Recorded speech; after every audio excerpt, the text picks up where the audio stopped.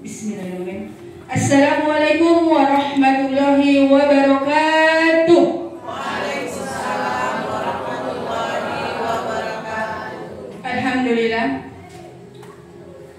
Rabbi sholli sodri wa yassir li amri wahlul 'uqdatam min lisani yafqahul qawli. Puji dan syukur kehadiran Allah Subhanahu wa taala yang mana pada pagi hari yang cerah ini kita masih diberi keselamatan, kesehatan dan kesempatan sehingga kita semua bisa berkumpul dalam rangka desiminasi calon guru penggerak. Tak lupa pula salam dan salam kita hadiahkan kepada junjungan Nabi besar Muhammad SAW yang membawa kita dari alam kegelapan menuju alam yang terang benderang. Yang saya hormati Ibu Kepala Sekolah, Ibu Agustiani SSI. Yang saya hormati Ibu PKS 1, 2, dan 3. Yang saya hormati Bapak, Ibu, staf, dan pegawai. Baiklah, di sini saya akan membawakan tertib acara. Acara yang pertama adalah pembukaan oleh saya sendiri. Yang kedua, pembacaan doa yang dibawakan oleh Bapak Sahala Bancin SPDI. Yang ketiga, kata sambutan dari Ibu Kepala Sekolah, Ibu Agustiani SSI.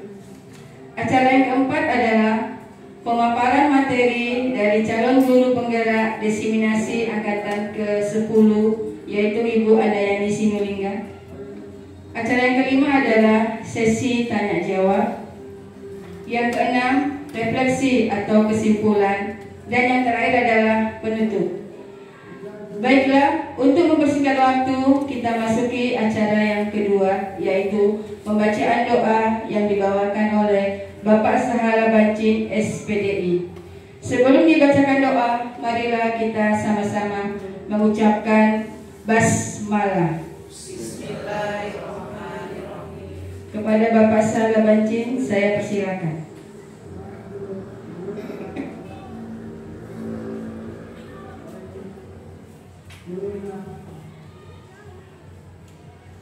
Bismillahirrahmanirrahim. Assalamualaikum warahmatullahi wabarakatuh. Waalaikumsalam warahmatullahi wabarakatuh. Na'udzu billahi minasyaitonir rajim. Bismillahirrahmanirrahim. Alhamdulillahirabbil alamin. Hamdan syakirin, hamdan na'imin, hamdan yafi ni'amahu wal kafiru mazidah. Ya Rabbana lakal hamdu kama yanbaghi li jalali wajhikal karim wa 'azimi sultanik. Allahumma shalli ala sayyidina Muhammad wa ala ali sayyidina Muhammad. Allahumma ighfir lana dhunubana wa liwalidayna warhamhuma kama rabbayana shaghira. ولجميع المؤمنين والمؤمنات والمسلمين والمسلمات الأحياء منهم والأموات برحمتك يا أرحم الراحمين. اللهم إن لم تغفر لنا وترحمنا لنكونن من الخاسرين. اللهم إنا نسألك رضاك والجنة ونعوذ بك من سخطك والنار. اللهم عافنا من كل بلاء الدنيا وعذاب الآخرة وشر الدنيا وشر الآخرة. غفر الله لنا ولهم برحمتك يا أرحم الراحمين. اللهم ربنا ولإخواننا الذين سبقونا بالإيمان ولا تجعل في قلوبنا خلا للذين آمنوا ربنا إنك رؤوف رحيم. اللهم ربنا هب لنا من أزواجنا وذرياتنا قرة أعين واجعلنا للمتقين إماما.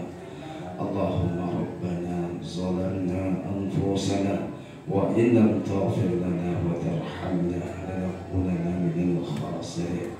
اللهم ربنا آتنا في الدنيا حسنة وفي الآخرة حسنة وقنا عذاب النار.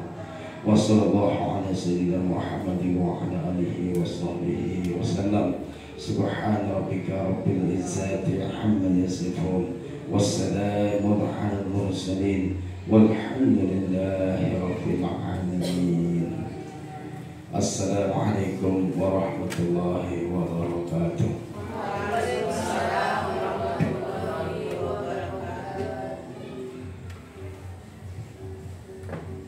Terima kasih kepada Bapak Sahala Bancin. Mudah-mudahan dengan doa tersebut kegiatan kita pada pagi hari ini menjadi semangat dan berjalan dengan lancar. Kita masuki acara yang ketiga, yaitu kata sambutan dari Ibu Kepala Sekolah kepada Ibu Agustriani SSI. Saya persilakan.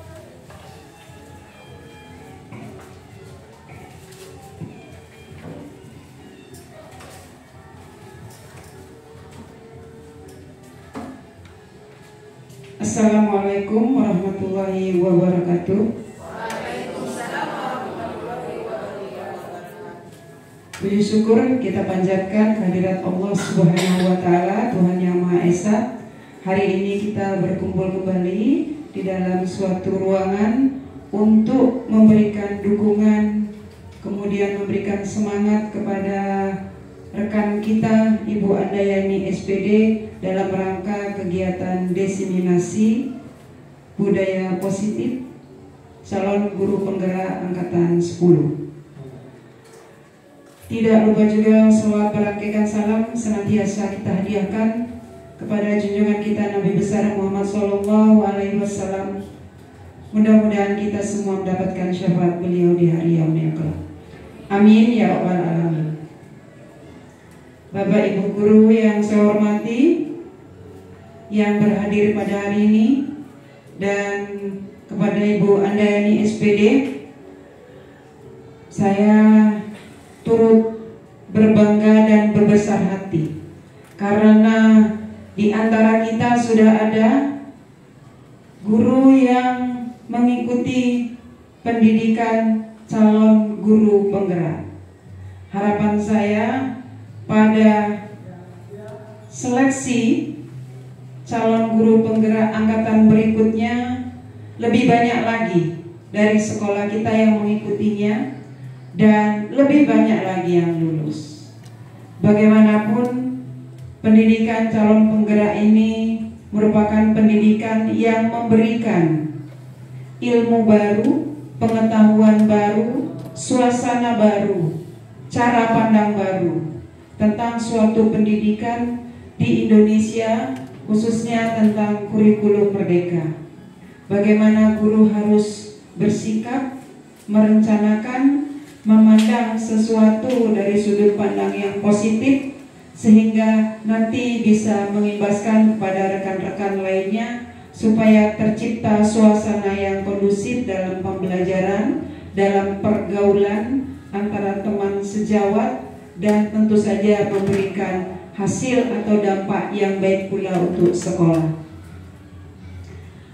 Kepada Ibu Andayani SPD, saya mewakili teman-teman guru yang lain mengucapkan selamat atas terpilihnya Ibu Andayani dalam pendidikan calon guru penggerak angkatan 10. Ikutilah dengan semangat. Kemudian jangan lupa setiap ilmu baru agar diinformasikan dan ditularkan kepada kami semuanya. Kemudian cara menulurkannya juga kalau bisa membawa rasa penasaran pada diri kami semua, sehingga kami ingin tahu. Dari keingintahuan kami akan mencari tahu. Setelah kami mencari tahu, ada hal-hal baru yang kami tahu, hingga timbullah keinginan untuk mengimplementasikannya di sekolah. Demikianlah yang kami harapkan dari Ibu Andayani SPD. Nah, terkait dengan kegiatan diseminasi budaya positif, menyebarkan pemahaman, penerapan pengalaman budaya positif, ini adalah kegiatan yang juga sangat positif. Tentu saja kita juga harus memulai dari berpikir positif, bahwa budaya positif sebenarnya di sekolah kita, dengan kita sadari atau tanpa kita sadari, sudah kita lakukan.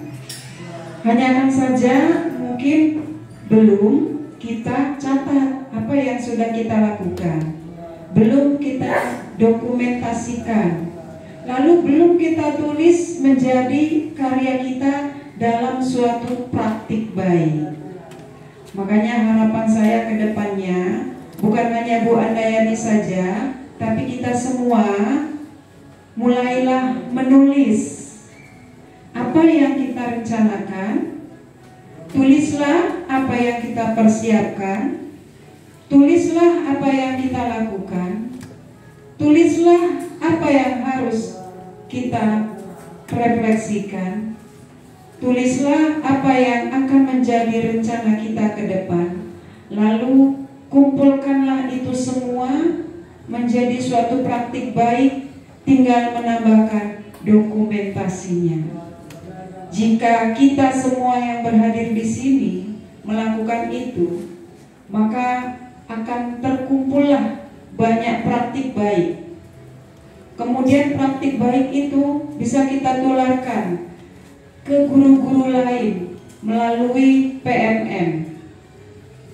Jika ternyata praktik baik kita itu dianggap baik dan bisa dilakukan di sekolah lain, besar kemungkinan kita akan mendapat penghargaan dari praktik baik yang kita lakukan. Namun yang lebih penting daripada itu adalah kita membiasakan menulis. Karena kegiatan menulis adalah kegiatan yang tidak lepas daripada jabatan seorang guru. Guru melaksanakan pembelajaran itu dimulai dari menulis. Dan ini sudah dilakukan oleh Ibu Andayani. Menulis terlebih dahulu, kemudian menyebarkannya. Dengan menulis, orang bisa membacanya, orang bisa mendiskusikannya. Dengan menulis, kita tahu apa yang ada di dalam pikiran orang. Dengan menulis, kita juga berharap mendapat masukan-masukan, saran dan tanggapan yang sifatnya membangun dari rekan-rekan kita lainnya atau dari pihak-pihak lainnya. Jadi sekali lagi kita mengucapkan selamat kepada Ibu Andayani atas kegiatan diseminasi menyebarkan pemahaman, penerapan, pengalaman budaya positif. Ini sudah 3 ini. Pemahaman, penerapan, pengalaman. Itu yang akan disebarkan ke kita, didiseminasikan ke kita. Mudah-mudahan tahun depan ada guru lagi yang berbeda yang berdiri di sini untuk melaksanakan kegiatan diseminasi. Saya kira itu saja yang bisa saya sampaikan. Mudah-mudahan kegiatan ini dapat kita ikuti, dapat dilaksanakan dengan baik sesuai dengan yang direncanakan dan membawa manfaat yang baik pula untuk kita semua. Akhirul kalam, mohon maaf atas segala kekurangan dan kekeliruan. Kepada Allah saya mohon ampun. Wabillahi taufik wal hidayah. Wassalamualaikum warahmatullahi wabarakatuh.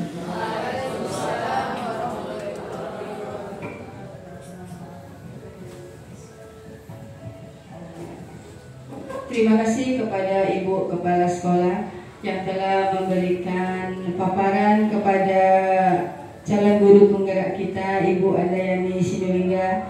Mudah-mudahan tambah semangat, tambah maju, dan kami lagi menunggu pengalaman-pengalaman baru dari Ibu Andayani Sinulinga. Baiklah, kita masuki acara yang keempat, yaitu pemaparan materi yang akan dibawakan oleh Ibu Andayani Sinulinga. Kepada Ibu, saya persilakan.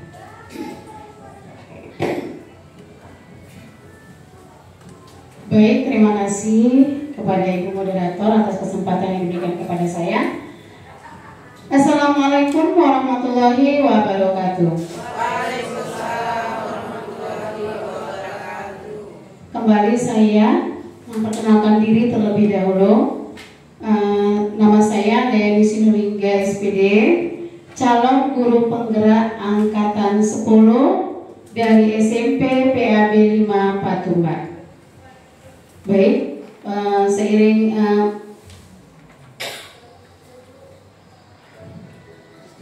puji dan syukur kita panjatkan kehadirat Allah Subhanahu wa taala, di mana pada pagi hari ini kita masih dapat berkumpul bersama di ruangan ini dalam kegiatan yang berkaitan dengan program guru penggerak yang sedang saya jalani, yaitu mengimbaskan atau diseminasi penyebaran pemahaman dan penerapan pengalaman budaya positif, yang mana ini nantinya akan saya jabarkan menurut pengalaman yang sudah saya dapatkan selama melakukan pendidikan guru penggerak, mulai dari Loka Karya O sampai pada Loka Karya 2 yang hari Sabtu semalam sudah dilaksanakan. Mudah-mudahan kegiatan kita hari ini atas izin Allah Subhanahu wa taala dapat berjalan dengan baik, dapat berjalan dengan lancar. Terima kasih atas kehadiran Bapak Ibu dalam mendukung saya di dalam kegiatan diseminasi pada hari ini. Untuk mempersingkat waktu, saya akan memaparkan daripada disiplin positif yang sudah saya buat dalam bentuk PPT. Yang pertama adalah budaya positif merupakan perwujudan dari nilai-nilai atau keyakinan universal yang diterapkan di sekolah. Budaya positif dapat mendorong murid untuk mampu berpikir, bertindak, dan menciptakan sebagai proses memerdekakan dirinya, sehingga murid mampu mandiri dan bertanggung jawab. Konsep inti budaya positif terdiri dari 7 bagian. Yang pertama, perubahan paradigma belajar. Kedua, disiplin positif itu sendiri. Kemudian yang ketiga, kebutuhan dasar manusia. Yang keempat, motivasi perilaku manusia. Posisi kontrol guru. Yang keenam, keyakinan kelas. Dan yang ketujuh nantinya adalah segitiga restitusi. Next. Kemudian di sini nanti kita akan berkaitkan dengan profil pelajar Pancasila.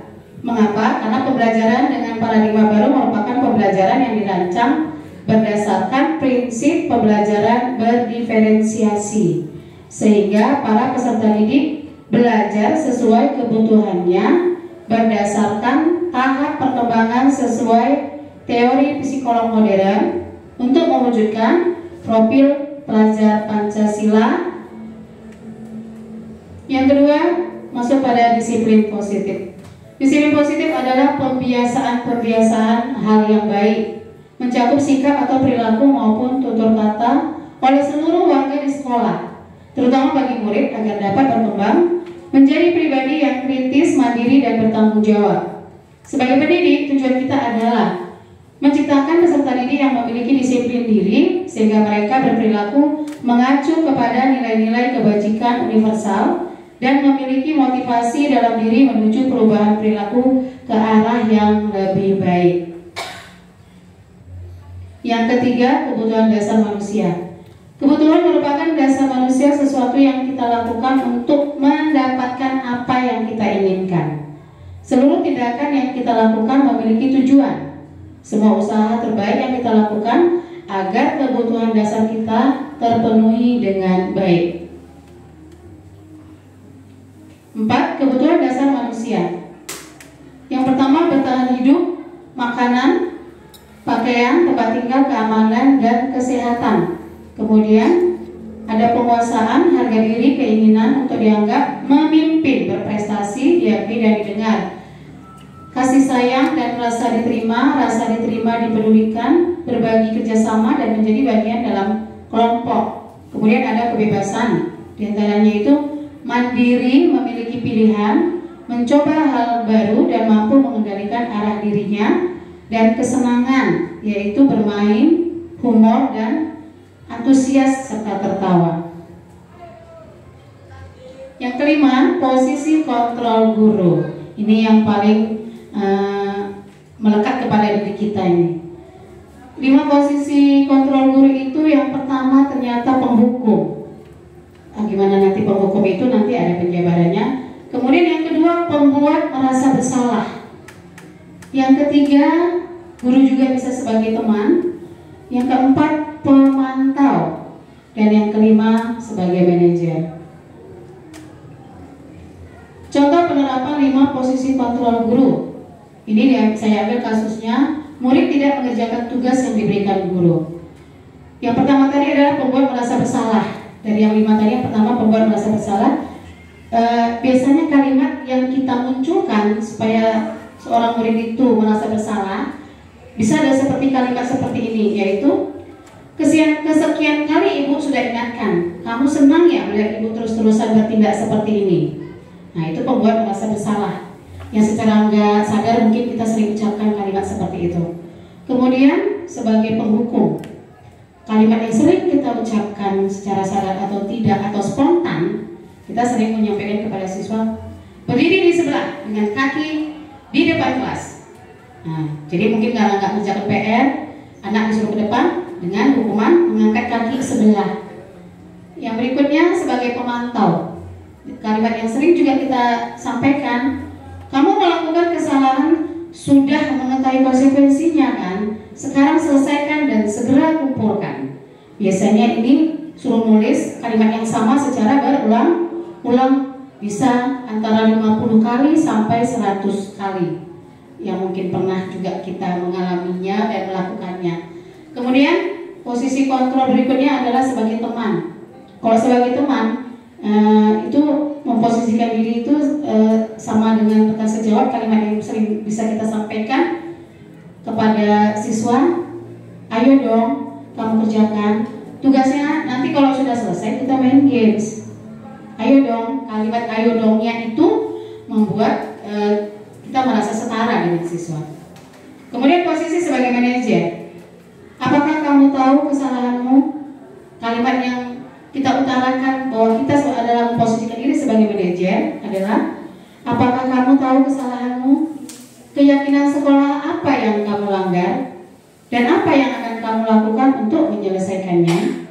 Nah, jadi itu kalimat yang bisa kita utarakan kepada siswa. Nah, jadi ini kita buat mengkondisikan kepada diri kita sendiri. Posisi kontrol apakah aku?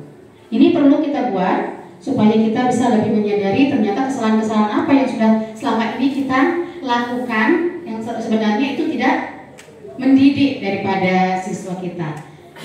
Posisi kontrol apakah aku? Saya kecewa sekali dengan kamu. Ternyata kalimat seperti itu membuat kita itu adalah membuat merasa bersalah. Jadi dengan kalimat seperti itu siswa merasa kita mengkondisikan siswa yang selalu membuat masalah di sekolah. Next. Kemudian kalimat posisi kontrol apakah aku? Kamu tidak pernah benar melakukannya. Sekarang keliling lapangan 3 kali. Ya, ini adalah penghukum. Nah, posisi kontrol yang berikutnya dengan kalimat kira-kira bagaimana kamu akan memperbaiki ini? Ini adalah posisi kontrol guru manajer. Ya, udah paham tadi ya, Bu BR menjelaskannya langsung. Kemudian yang berikutnya posisi kontrol apakah aku, yaitu menggunakan kalimat ayolah lakukan demi Bapak dan Ibu. Ini adalah posisi kontrol sebagai teman. Kalimat ayolah tadi ya, ayo dong, ayolah. Itu sebagai posisi kontrol yang sebagai teman. Kemudian kamu terlambat 15 menit. Apakah kamu sudah mengerti konsekuensi yang dilakukan bila terlambat? Pemantau. Posisi kontrol pemantau. Ya, kemudian next. Posisi kontrol, udah selesai. Kemudian yang keenam kita masuk kepada keyakinan kelas. Keyakinan kelas merupakan kesepakatan kelas yang diyakini bersama guru dan murid dengan harapan dapat meningkatkan kedisiplinan murid. Keyakinan kelas berupa pernyataan universal dibuat dalam bentuk positif dan bersifat abstrak. Keyakinan kelas hendaknya tidak terlalu banyak sehingga mudah diingat dan dipahami. Semua warga kelas ikut berkontribusi dalam pembuatan keyakinan kelas lewat kegiatan mengutarakan pendapat. Ini salah satu penerapan keyakinan kelas yang saya buat di kelas 81 beberapa waktu yang lalu. Kita saksikan prosesnya.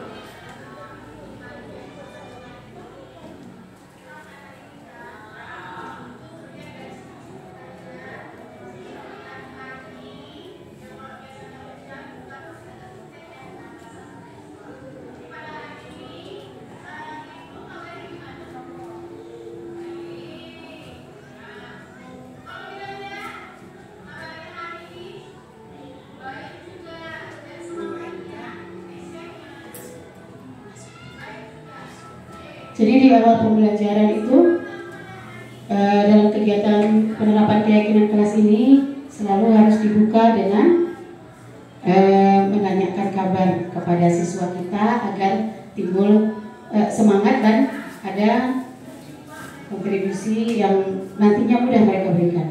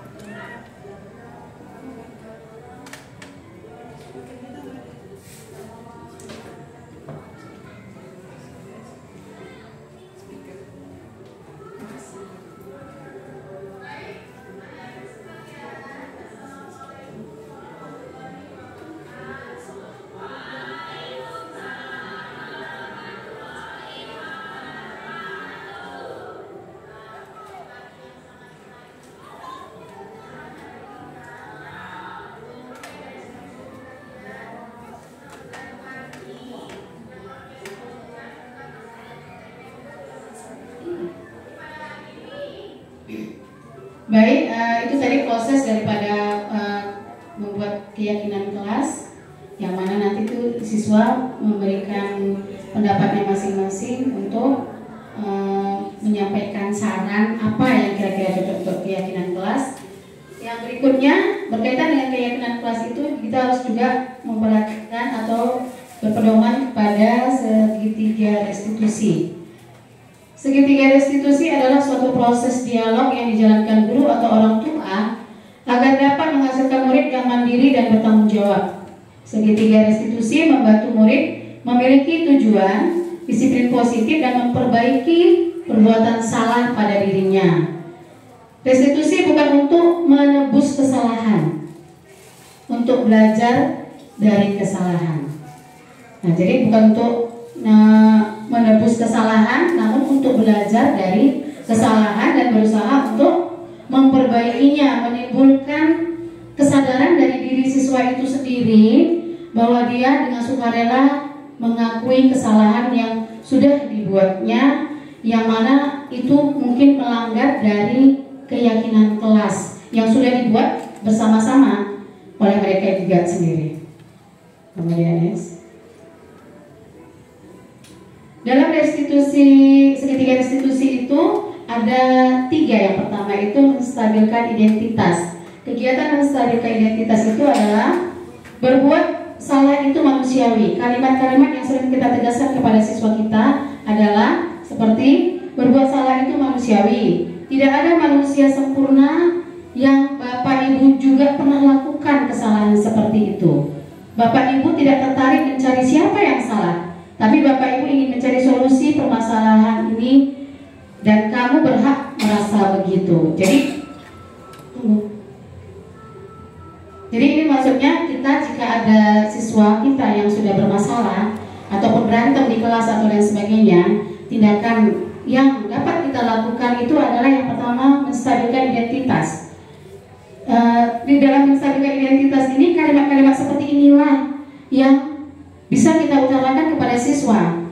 Nah, itu namanya masuk dalam menstabilkan identitas. Kalimat-kalimat seperti ini nantinya akan membuat siswa tersebut juga merasa secara perlahan dia mengakui kesalahannya, dikarenakan ada kalimat tidak ada manusia yang sempurna. Bapak Ibu juga pernah melakukan hal seperti itu. Jadi dengan sendirinya siswa, oh iya, Ibu ini Bapak juga pernah ternyata melakukan hal yang sama. Secara perlahan kita sampaikan kalimat seperti itu, secara perlahan ya. Mungkin itu lebih mengena ke dalam hatinya, jadi dia bisa lebih cepat mencerna. Oh iya ya, ternyata aku salah gitu ya. Jadi kalimat-kalimat seperti ini bisa kita utarakan jika kita berhadapan dengan siswa yang paling tidak, kalau kita di sekolah melanggar keyakinan sekolah, kalau di kelas melanggar keyakinan kelas selama proses belajar. Baik, yang kedua dari segitiga restitusi adalah validasi tindakan yang salah.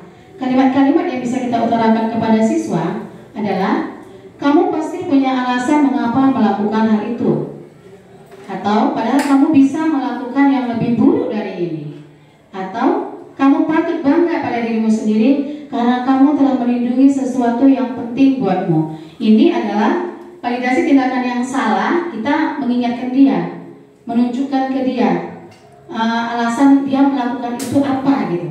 Kemudian ya padahal kamu bisa melakukan hal yang lebih ekstrim daripada ini. Umpamanya yang sering kita temui di sini anak lompat pagar umpamanya ya. Anak lompat pagar itu jadi bisa dikatakan, padahal kamu bisa melakukan lebih daripada lompat pagar ya nak ya.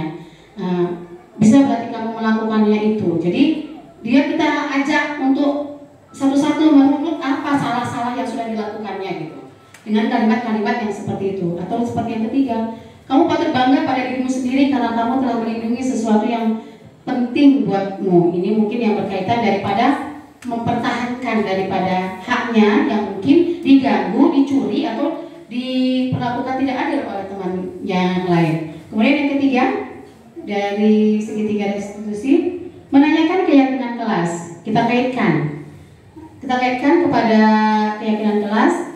Coba apa keyakinan kelas kita dengan kalimat-kalimat seperti itu?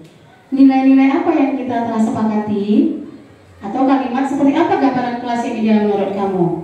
Atau kamu menjadi orang yang seperti apa? Jadi dari menanyakan keyakinan kelas ini, kita menggiring siswa untuk mengingat kembali keyakinan kelas apa yang sudah disepakati bersama di kelas itu, dan poin yang mana yang dilanggarnya. Sehingga dengan sendirinya dia bisa mengutarakan seperti kalimat, seperti apa gambaran kelas yang ideal menurut kamu. Mungkin ada ini anak yang selalu mesti ditemani dalam kelas, dilempar dan segala macam, sepatu dilempar-lempar membuat temannya terganggu gitu. Jadi bisa kita tanyakan dengan kalimat seperti apa gambaran kelas yang ideal menurut kamu. Jadi dengan sendirinya ingat ya Bapak Ibu, setelah saya pelajari di CGP ini, ternyata kita nggak perlu berkata keras gitu dalam menyampaikannya. Dicoba dulu dengan lemah lembut atau dengan kalimat-kalimat yang datar saja, tidak agak-agak ngegas dan sebagainya gitu. Karena kita ingin membuat dia secara perlahan, seperti yang Ibu bilang, seperti yang saya bilang tadi, itu adalah menekankan bagaimana dia telah melakukan kesalahan yang melanggar keyakinan kelas. Baik, next. Ini salah satu yang saya siswa yang melanggar keyakinan kelas. Di situ suaranya tidak terlalu dengar ya. Nah, ini Rehan dari kelas 81 karena membuat keyakinan kelasnya di kelas 81. Jadi ini Rehan dari kelas 81, dia melakukan pelanggaran keyakinan kelas, melempari teman-temannya pakai buah tanjung yang ada di depan kelas, dikarenakan dia ya buahnya, karena ada buah yang kecil-kecil itu yang di depan kelas, temannya dilempari pakai itu dengan alasan bahwa dia dilempar terlebih dahulu oleh Aldo temannya. Jadi dia tidak terima, jadi secara membabi buta dia melemparin. Nggak hanya Aldonya yang kena, seluruh teman satu kelas, dan membuat kelas itu menjadi kotor. Jadi di sini dia saya panggil menggunakan segitiga restitusi secara tidak langsung.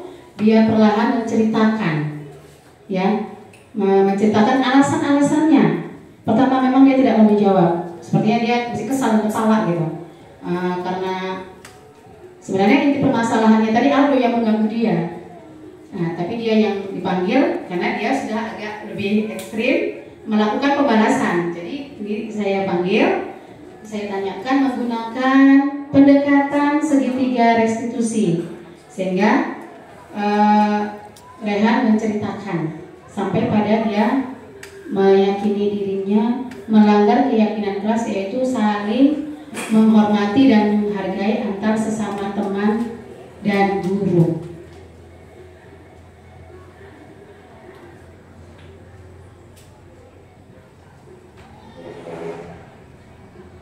Kemudian dia akan menyampaikan testimoninya.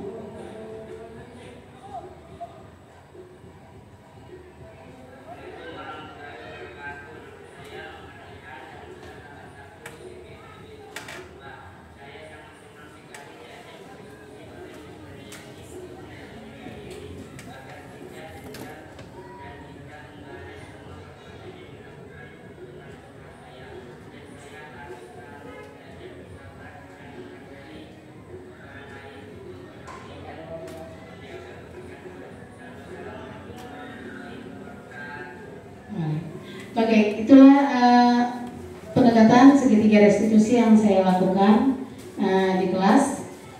Baik Bapak Ibu, itu saja pemaparan yang dapat saya sampaikan. Sekarang saya kembalikan kepada moderator. Terima kasih. Assalamualaikum warahmatullahi wabarakatuh. Waalaikumsalam warahmatullahi wabarakatuh.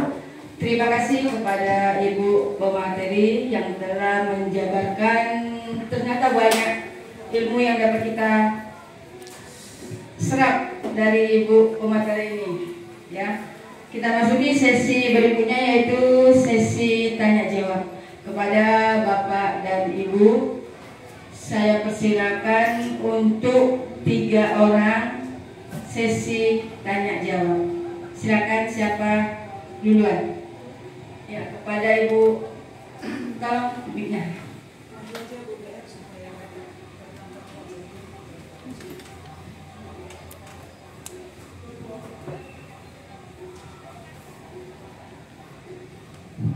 Assalamualaikum warahmatullahi wabarakatuh. Waalaikumsalam warahmatullahi wabarakatuh. Iya, setelah saya ikut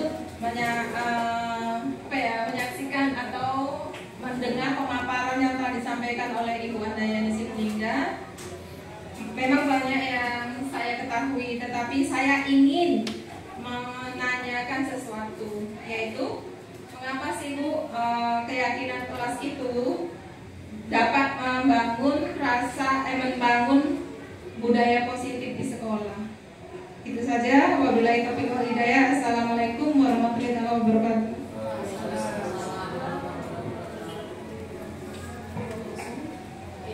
Terima kasih. Mau dijawab langsung oleh pemateri atau kita yang kedua untuk bertanya? Kira-kira langsung. Oh ya. Madari. Baik, terima kasih kepada Ibu Bariati yang sudah memberi pertanyaan, yaitu tadi sejauh mana, mengapa keyakinan kelas penting untuk membangun budaya positif di sekolah. Mengapa keyakinan kelas penting untuk membangun budaya positif di sekolah. Baik, terima kasih atas pertanyaannya. Seperti yang sudah saya uraikan tadi, budaya positif itu adalah untuk membuat anak, yang pertama tadi adalah disiplin, yang kedua mampu mengikuti peraturan dan tata tertib, baik di keyakinan sekolah. Keyakinan sekolah ini skupnya yang lebih besar ya, maupun keyakinan kelas yang sudah ada di kelas. Jadi dengan pemahaman-pemahaman yang kita tekankan kepada siswa mengenai budaya positif tersebut, baik budaya positif dalam keyakinan sekolah, peraturan sekolah secara umum, maupun keyakinan kelas yang dibuat khusus dalam kelas itu, lambat laun siswa itu akan secara perlahan, menurut saya, akan memiliki karakter yang baik, yang mana yang sesuai dengan peraturan-peraturan itu, karena mereka yang membuat, mereka yang mengutarakan itu peraturannya. Jadi dengan sendirinya jika mereka melanggarnya, mungkin ada sedikit cakap-cakap dalam hatinya, karena itu yang penekanan yang saya buat juga di kelas pada waktu pembuatan keyakinan kelas, dan dikaitkan dengan keyakinan sekolah berupa peraturan dan tata tertib sekolah secara umum. Jadi sangat penting Bu, karena dengan mengikuti semua keyakinan kelas ataupun keyakinan sekolah, kita harapkan lambat laun siswa akan secara perlahan bisa memiliki karakter yang lebih baik. Jika dia akan melakukan suatu pelanggaran, dia bisa berpikir, oh ini aku melanggar peraturan sekolah, keyakinan sekolah. Dan ini aku melanggar keyakinan kelas yang sudah kami buat secara bersama-sama dan disepakati. Pada waktu itu kesepakatan itu ditekankan penanggung-jawaban, harus bertanggung jawab terhadap apa yang kita buat dalam keyakinan kelas. Makanya tadi keyakinan kelas itu sebenarnya tidak perlu banyak-banyak poinnya, nggak perlu 1 sampai 10. Yang penting apa yang paling penting yang perlu kita tekankan untuk mendidik siswa, berubah perilakunya dari yang tidak ingin ya mengikuti peraturan, terutama keyakinan kelas maupun peraturan-peraturan sekolah lainnya. Itu saja Bu, bisa saya sampaikan. Ya, terima kasih. Terima kasih kepada Ibu Pemateri, kepada Ibu Bariati. Apakah sudah merasa senang tersampaikan oleh Ibu Pemateri tersebut? Ya, sudah merasa senang, dan saya akan lebih mengetahui bagaimana cara kita menghadapi siswa kita jika melakukan misalnya keyakinan sekolah atau keyakinan kelas. Jadi dengan perlahan kita menuju dia, maka dia akan menyadari kesalahannya dengan sendiri tanpa kita menegurnya dengan kekerasan seperti itu. Iya. Dengan kesadaran sendiri mereka akan tahu gitu ya. Baiklah, sebelum kita masuk di sesi pertanyaan kedua, gimana kalau kita apa tadi? Speaking dulu, biar nggak suntuk, biar nggak pegel-pegel gitu ya. Ya, bisa kan? Bisa. Ya, kepada Ibu Pemateri bisa dibawa speaking dulu ya. Biar agak segar gitu. Gampang kok speakingnya.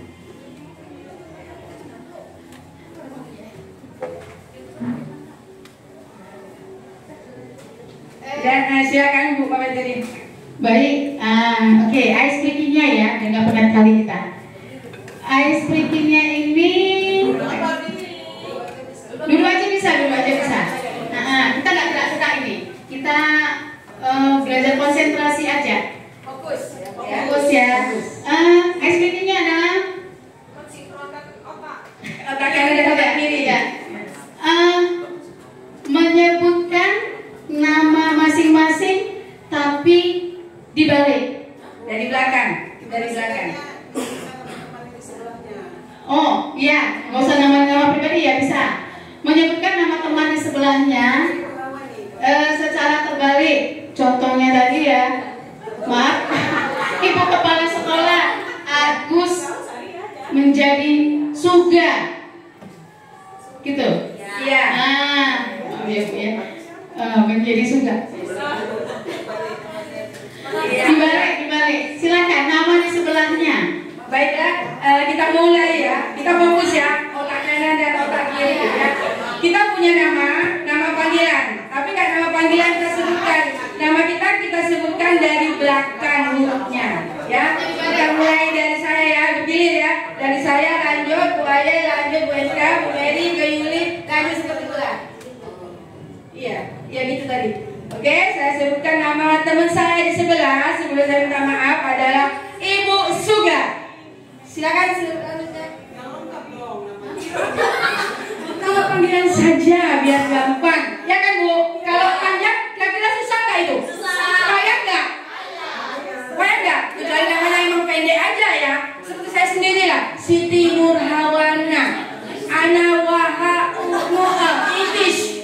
Akhirnya ujungnya Itis. Nama singkat ya? Nah, nama singkat dan nama panggilan saja. Ya, udah fokus. Bagus semua, kemudian bagus. Ya, oke. Ya, kita tes dulu ya. Bapak Ibu sekalian, perkenalkan teman saya namanya Inai Adna. Betul Bu?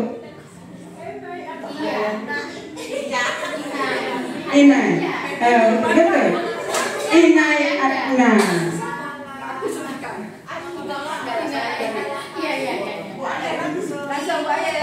Langsung menyebutkan Bu Enka. Ibu Aisyah. Oh, Aisyah. Iya, mau dibalik dulu. Oh. Nama lengkapnya tadi kan Aisyah. Jadi balik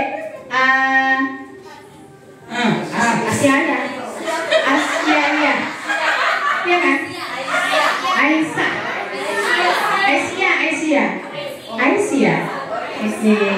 Lanjut.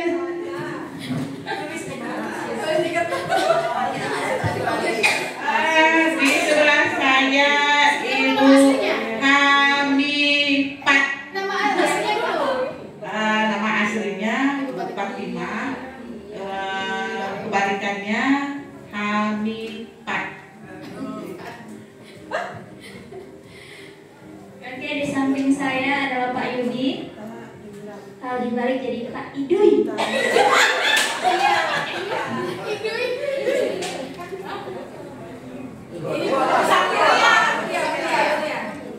Oke, menggunakan saya di samping saya adalah Ibu Sokuria. Kalau dibalik jadi Air Usia.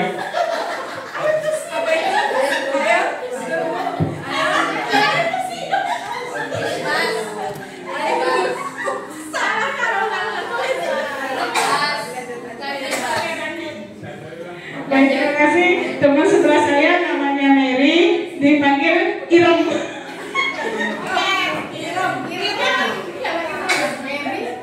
Nama di belakang saya Ibu Yulia, kalau dibalik Ibu Ailun.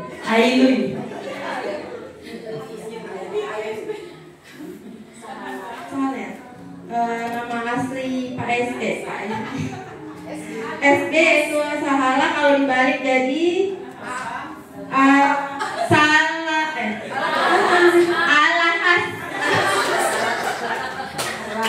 Asalkan jangan tukang mas. Saya kemana nih Bu? Namanya siapa Bu? Biar saya tulis dulu.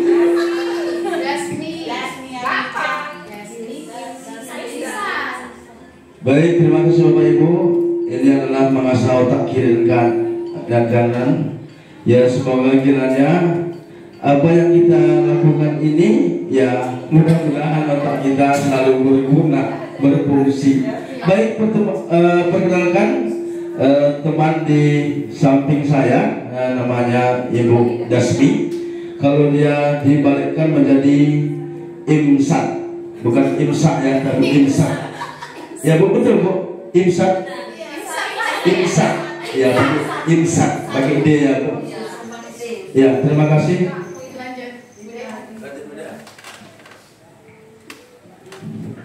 Baiklah, nama guru di sebelah saya adalah Bu Mariati. Kemudian dibalik menjadi Ita Irap. Ita Irap.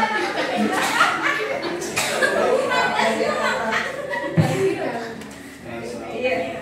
Nah, guru di sebelah saya adalah Ibu Susan. Saya mengikat ada namanya Ida, jadi Adi. Nama guru saya di sebelah saya adalah Pak Wonoto. Jika dibalik menjadi Otonau. Oke, ibu di samping saya ini bernama Ibu Nurul. Jadi kalau dibalik menjadi Lurul. Betul ya Bu ya. Kalau salah ya saya perbaikin lagi. Oke, terima kasih. Nama ibu yang samping saya itu Bu Dian, dibalik namanya menjadi Dian dengan Naib.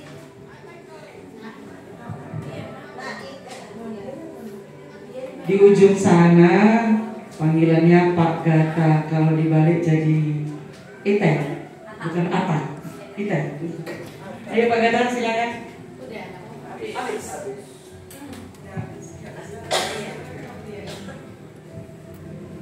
Udah Bu, gimana perasaannya? Udah fokus? Tanggapannya?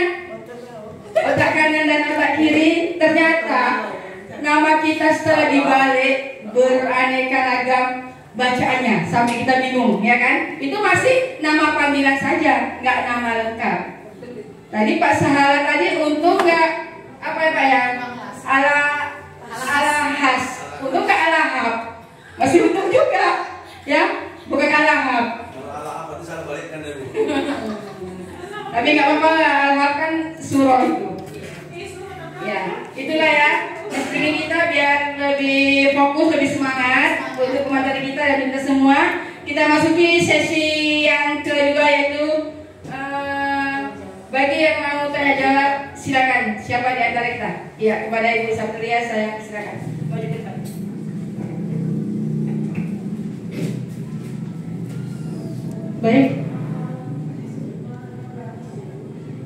Baik, terima kasih kepada Ibu Moderator. Gimana? Baik, terima kasih kepada Ibu Moderator yang telah memberikan kesempatan kepada saya. Izin Ibu pemateri ya namanya. Tadi Ibu telah memaparkan tentang budaya positif. Di sini ada saya lihat di slide yang kedua, konsep inti budaya positif terdiri dari beberapa bagian, yaitu perubahan paradigma belajar. Gini Bu, yang mau saya tanyakan, ketika kita bicara tentang budaya positif, maka di sekolah kita ini banyak hal yang harus kita apa ya, jadi PR gitu ya kan Bu. Jadi pertanyaan saya seperti ini, dan kita ketahui bahwa Ibu CGP ini adalah Ibu PKS 3 gitu ya kan. Jadi di antara 5 posisi kontrol guru, di antara 5 posisi kontrol guru ini, di mana posisi dominan Ibu? Itu satu. Yang kedua, ketika ada siswa kita yang bermasalah seperti mencuri lah gitu, kira-kira seperti apa disiplin positif yang Ibu lakukan ke siswa kita itu? Terima kasih. Assalamualaikum warahmatullahi wabarakatuh. Ya langsung ya, pemateri. Baik, terima kasih kepada Ibu Saturia. Ada 2 pertanyaan tadi yang disampaikan oleh Ibu Saturia. Yang pertama itu tadi dalam posisi kontrol guru ya. Dalam posisi kontrol guru, di bagian manakah dari yang 5 itu saya berada, mengingat saya juga adalah PKS 3 dan sebagai guru juga. Baik, terima kasih. Jadi sesuai dengan tugas dan tanggung jawab saya selama ini, kalau sebagai PKS 3, lebih banyaknya posisi kontrol guru yang saya emban itu adalah yang pertama pemantau, yang kedua manajer. Karena kenapa saya sebagai pemantau? Ya karena saya diberi tugas dan amanat untuk memantau, melihat, mendokumentasikan, kemudian juga membuat dokumentasi secara tertulis laporan kepada kepala sekolah tentang seluruh kegiatan yang berkaitan dengan siswa, baik itu ekskul ataupun semua kegiatan-kegiatan yang melibatkan siswa secara keseluruhan. Dan yang kedua adalah sebagai manajer, udah pastinya termasuk sebagai pemimpinnya kan. Walaupun di sini pemimpinnya bukan sebagai kepala sekolah, tetapi memimpin guru yang berkaitan langsung dengan penanggung-jawaban pelaksanaan program sekolah, ya kan? Kemudian memimpin guru di dalam kegiatan ekskul, baik itu sebagai pelatih ataupun sebagai koordinatornya. Nah, itu yang saya emban sebagai PKS 3. Kemudian yang kedua tadi sebagai guru, berada di manakah? Ya, selama ini pengalaman saya sebagai guru sebelum mengikuti CGP, ya sepertinya ketiga-tiganya sisa daripada pemantau dan manajer, yaitu sebagai penghukum, pembuat merasa bersalah, dan juga sebagai teman. Yang kedua pertanyaannya itu kira-kira kalau ada siswa kita yang mencuri, kira-kira seperti apa tindakan ibu gitu, dikaitkan dengan disiplin positifnya. Dengan disiplin positifnya, menangani siswa yang bermasalah, contohnya tadi umpamanya melakukan pencurian, nyuri duit temannya mungkin di kelas dan sebagainya. Yang selama ini saya lakukan adalah kalau terjadi di dalam kelas, saya akan menginstruksikan saja dulu kepada teman-temannya semuanya. Langkah pertama itu setelah mendapat laporan, ya melakukan penggeledahan dulu, supaya tidak ada yang langsung merasa jadi tersangka gitu. Kita sama ratakan dulu semua. Itu yang saya lakukan. Kita geledah dulu, mohon izin kepada siswa untuk dilakukan penggeledahan. Biasanya juga sih ke tubuh mereka, dan kemudian di tas-tas mereka itu juga semua di dalam kelas itu untuk mengantisipasinya. Kemudian jika itu tidak efektif, kita akan melakukan investigasi siapa tadi yang di dalam kelas, siapa yang tahu atau siapa yang apa. Itu biasanya saya ajak ke ruang BK, nggak di dalam kelas lagi. Nah, orang-orang yang merasa memang terlibat ada di dalam itu kita panggil ke ruang BK, barulah kita melakukan validasi kalau tadi ya institusi.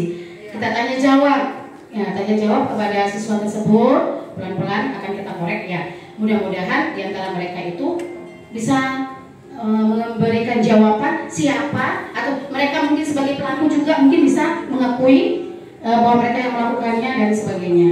Ya, itu sih yang pernah saya lakukan selama ini. Terima kasih. Gimana Ibu? Ya, beri aksi untuk materi kita semua. Kita lanjut yang terakhir ya, sesi pertanyaan yang terakhir dari Bapak lah, tadi udah Ibu semua sepertinya ya. Oh ya, dari belakang Pak Wanoto atau Bapak siapa tadi? Bapak Otono.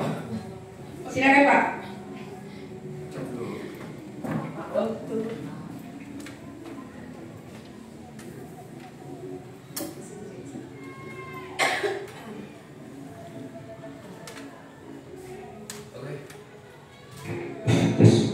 Assalamualaikum warahmatullahi wabarakatuh. Waalaikumsalam warahmatullahi wabarakatuh. Ya, terima kasih kepada Ibu moderator yang memberi kesempatan saya untuk berdiri di depan untuk memberikan suatu pertanyaan. Ya, setelah melihat materi yang telah disampaikan Ibu Andayani Sinulinga tadi, ya, beserta yang telah dipaparkan, ya saya ingin memberikan sebuah pertanyaan. Yang pertama yaitu tentang 5 posisi kontrol guru. Jadi begini Bu, pada 5 posisi kontrol guru itu kan ada sebagai penghukum, sebagai membuat rasa bersalah, kemudian sebagai manajer, kemudian pemantau, dan sebagai teman. Pertanyaan saya yang pertama, apakah dari 5 posisi kontrol guru ini bisa kita terapkan ya, atau minimal 2 atau 3 posisi guru kita terapkan di kelas ya? Tuh. Yang kedua, dalam keyakinan kelas yang setelah kita sepakati, misalnya ada seorang suatu hari ada seorang siswa yang melanggar atau tidak menerapkan aturan kesepakatan kelas yang telah kita sepakati tadi. Lantas tindakan apa yang harus ibu atau kita lakukan, dan posisi kontrol guru apa yang tepat untuk menghadapi atau mengatasi masalah tersebut? Jadi saling berkaitan antara kontrol guru tadi sama keyakinan kelas yang telah dilanggar oleh siswa tersebut. Oke, mungkin itu aja pertanyaan dari saya. Terima kasih. Assalamualaikum warahmatullahi wabarakatuh. Terima kasih kepada Bapak Anoto, kepada Ibu Pak Materi, silakan untuk menjawabnya. Baik, terima kasih kepada Pak Wanoto atas pertanyaan yang disampaikan. Panjang tadi ya pertanyaannya. Tapi dari intinya adalah yang pertama, yang mana posisi kontrol guru yang bisa kita terapkan di dalam sekolah. Kemudian jika tadi ada kasus anak-anak yang melanggar peraturan sekolah, yaitu seperti keyakinan sekolah dan keyakinan kelas, bagaimana? Apa yang harus kita lakukan? Dan posisi kontrol yang mana yang pas? Baik. Kalau dilihat dari 5 posisi kontrol guru ini, sebenarnya Pak, untuk diterapkan di sekolah itu kelima-limanya.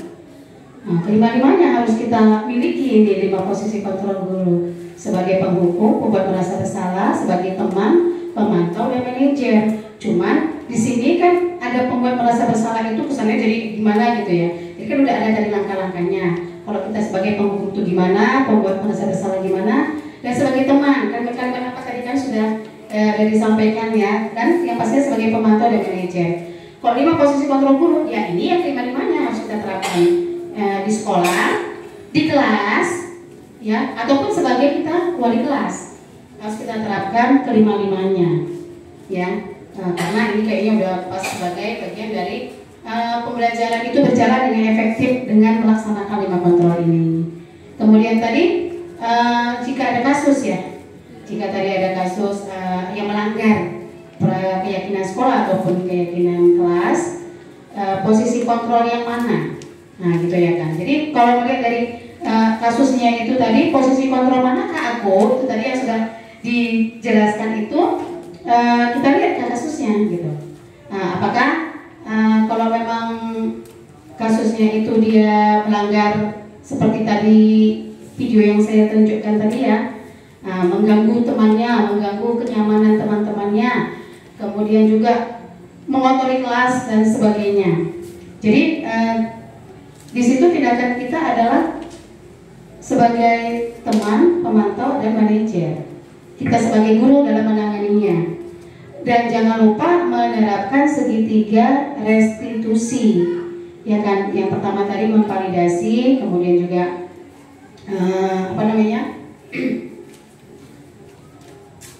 membuat siswa itu mengakui keyakinan kelas mana yang sudah dilanggarnya tadi gitu. Jadi kalau menurut saya sih pertanyaan dari Bapak tadi itu, kalau berkaitan dengan 5 posisi kontrol guru, apakah kelima-limanya diterapkan di sekolah? Iya, 5-5-nya diterapkan di sekolah. Namanya udah 5 posisi kontrol guru. Jadi kita sebagai guru harus memahami kelima posisi kontrol tersebut. Kemudian dalam menangani siswa, ya harus tetap mengedepankan segitiga restitusi dengan menggunakan bahasa-bahasa seperti yang sudah dibuat tadi seperti di sini, ya. segitiga restitusinya tadi coba. Nah, segitiga. Kenapa dikatakan segitiga? Di sini dalam segitiga restitusi ini kan validasi kebutuhan itu yang pertama dulu ya, ke atas, kemudian menstabilkan identitas dan menanyakan keyakinan kelas. 3 langkah ini harus kita lakukan untuk kedepannya setiap kita menghadapi permasalahan dengan siswa, bukan hanya dalam melanggar ya, tidak mengikuti pembelajaran kita pun ogah-ogahan. Dia nggak melanggar keyakinan kelas, tapi dia tidak mau atau tidak ingin, nggak ada minat sedikit pun mengikuti pembelajaran yang kita sampaikan. Entah dia memang nggak suka pelajaran kita atau membosankan, mungkin dia rasa dan sebagainya, atau merasa nggak penting. Dan banyak kita temui juga seperti itu. Kita juga bisa menggunakan segitiga restitusi. Tuh. Iya. Ada sedikit koreksi, kita bahas sebentar aja ya. Iya. Tadi Ibu Andayani mengatakan bahwa yang mana yang akan diterapkan di sekolah lima posisi kontrol. Iya. Ibu Andayani mengatakan kelimanya ya. Sebelum menjawab itu ada sebaiknya kita baca terlebih dahulu segitiga restitusi tadi. Segitiga restitusi tadi Ibu apa? Supaya kita sama-sama jangan tersesat di jalan yang benar. Tersesat di jalan yang oke, saya kita baca dulu sebentar ya, atau bisa dipahami pertimbangan. Jadi segitiga restitusi ini adalah proses dialog ya. Kalau ada kata proses dialog berarti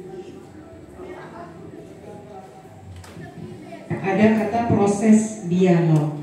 Kalau ada kata dialog berarti di antara 5 posisi kontrol guru mana kegiatan dialog.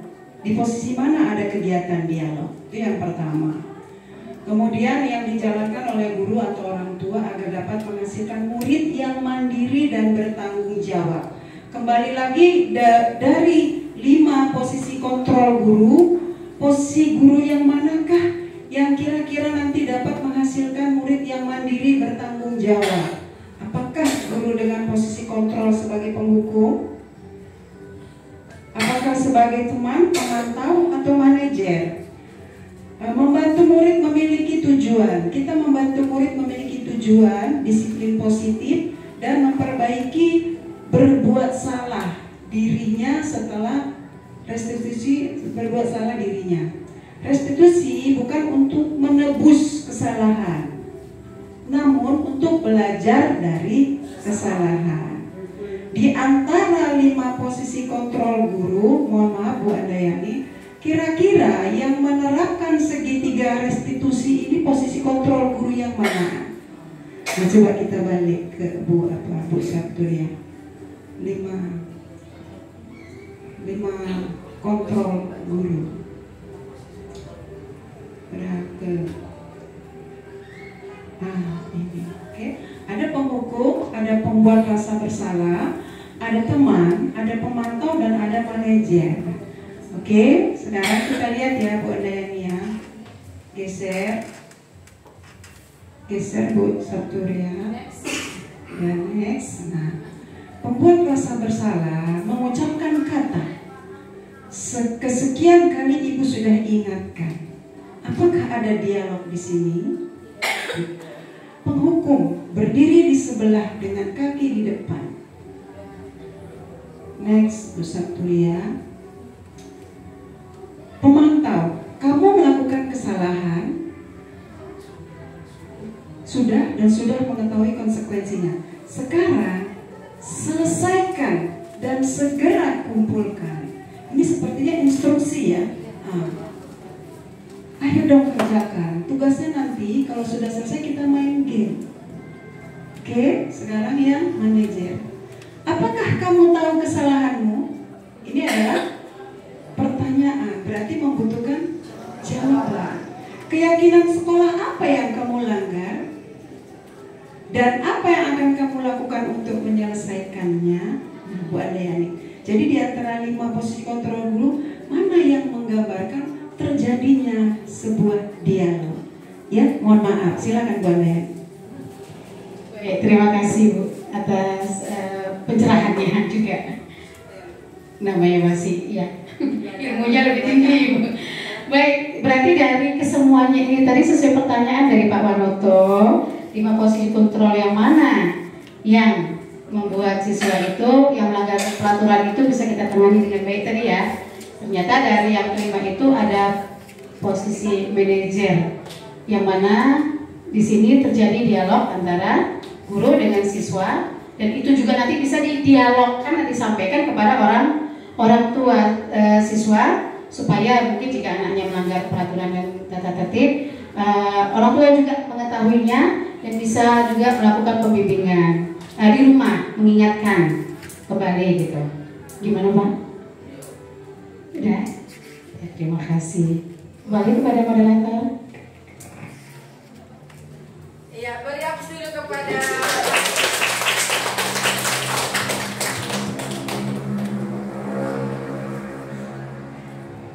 terima kasih kepada Ibu Pamateri yang telah menjabarkan begitu banyak dan begitu luas sehingga kita mendapat pengalaman perubahan baru dan tetap semangat untuk kita semua. Iya, sedang menunggu perubahannya. Ya. Oh ya, seperti kita bergerak dan menggerakkan. Itulah dari sekolah penggerak dan calon guru penggerak komitmennya. Baiklah, karena waktu sudah memisahkan kita, seharusnya 1 jam, ternyata lewat 20 menit, tak tertinggal. Ya, kita tutup acara kita ini. Maaf, ya, kelewatannya. Kita masuk acara yang ke-6, yaitu refleksi atau kesimpulan yang akan dibawakan oleh Ibu Pamateri. Silakan. Baik, terima kasih. Jadi kesimpulan kita atau refleksi yang bisa kita ambil pada kegiatan diseminasi ini tadi adalah sesuai dengan yang sudah saya paparkan tadi. Intinya bahwa kita harus melakukan perubahan-perubahan, terutama dalam meningkatkan disiplin positif, baik itu di dalam keyakinan sekolah maupun keyakinan kelas, dan membuat siswa kita itu menjadi lebih sadar akan pentingnya disiplin positif, yang itu semuanya nanti berkaitan dengan pembentukan karakter siswa kita. Mudah-mudahan untuk kedepannya kita dapat melakukan perubahan ke arah yang lebih baik dengan mengikuti petunjuk-petunjuk ataupun yang sudah dipaparkan dalam diseminasi disiplin positif ini. Dengan segitiga restitusinya tadi, kita menjadi guru yang dirindukan oleh siswa. Saya rasa itu aja refleksi atau kesimpulan yang bisa saya sampaikan pada kegiatan kita hari ini. Lebih dan kurangnya saya mohon maaf. Saya akhiri dengan wabillahi taufiq wal hidayah. Assalamualaikum warahmatullahi wabarakatuh. Waalaikumsalam warahmatullahi wabarakatuh. Beri aplaus dulu kepada Bu Anda yang di sini.